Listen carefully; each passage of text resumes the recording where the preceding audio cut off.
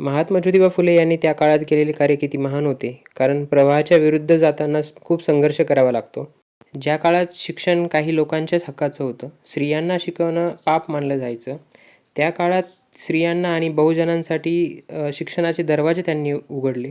दलितांसाठी स्वतःच्या विहिरीचं पाणी त्यांनी खुलं केलं. विधवांच्या केशवपनासारख्या प्रथांना विरोध केला. बालहत्या प्रतिबंधक गृह उभारून त्यांना आश्रय दिला.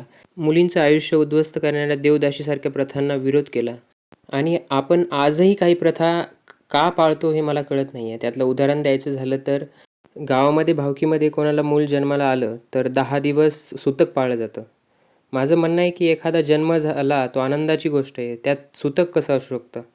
मग त्या 10 दिवसामध्ये देवपूजा बंद, मंदिरात जाणं बंद, काही नवीन गोष्टी करणं बंद.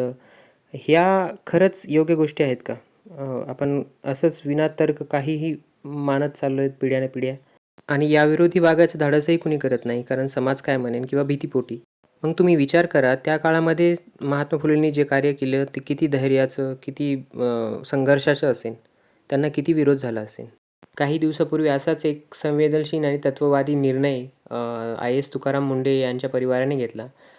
त्यांच्या आईच्या अंत्यसंस्काराची विधी 3ऱ्याच दिवशी पूर्ण करून त्यांनी त्यांच्या आईच्या अस्थीचे गंगेत विसर्जन न करता त्यांनी आपल्या शेतामध्ये खड्डा खोदून त्यावरती वडाचं झाड लावून पूर्ण केले. न 10वा न 13वा, कारण त्यांना माहिती आहे या समाजानं लादलेल्या गोष्टी आहेत आणि त्याची गरज नाही आहे.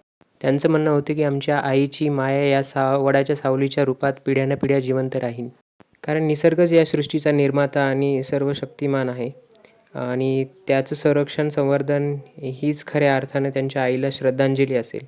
त्यामुळे समाजाच्या भीतीनं जगणारे लोक सामान्यच राहतात आणि प्रवाहाच्या विरुद्ध जाणारे लोक इतिहास घडवतात. त्यामुळंच महात्मा ज्योतिबा फुले हे क्रांतिसूर्य होते आणि राहतील.